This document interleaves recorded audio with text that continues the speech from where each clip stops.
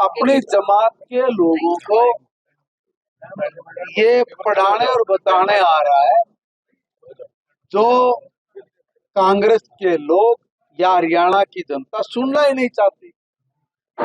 और उनकी ये जो उलझी हुई परिस्थिति है, उस उलझन से उसको कोई बाहर निकालने की हिम्मत रखने वाला नहीं है। कोई कांग्रेस का नेता नहीं बोल सकता कि राहुल गांधी जी आप गलत कह रहे हो।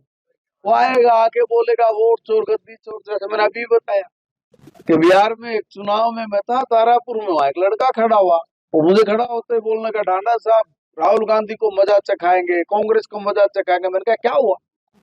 कहने लगा हुआ क्या सरिया में गाली देता? मैंने कहा कब गाली दे दी तेरे को भाई? बोले ये कहता है वोट चोर गद्दी छोड़। जी वोट मैंने दी, माननीय प्रधानमंत्री नरेंद्र मोदी जी को गाजे बाजे नगाड़े ढोल बजा के मैंने गद्दी पे बिठाया है। वो मुझे गाली दे रहा वोट चोर गद्दी चोर। उसको क्या कहने का हक है?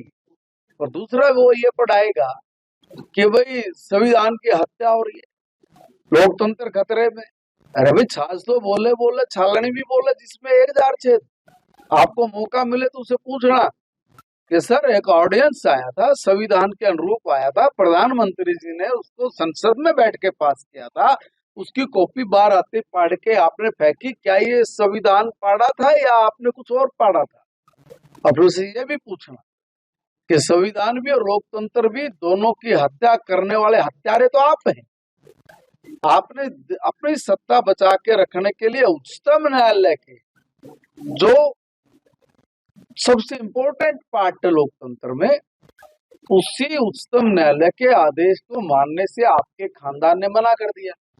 मना ही नहीं किया, संविधान का गला घोटा तुमने। आपने निर्दोष लोगों को पकड़ के अत्याचार किए हैं, आपके लिए 19 महीने के लिए अंदर ठोका है। सारे देश के लोकतंत्र को फांसी के फंदे पर लटकाने वाले आज हमें ये बता रहे हैं कि ये बीजेपी के लोग हैं, इनने संविधान खतरे में डाला है, लोकतंत्र खतरे में डाला है।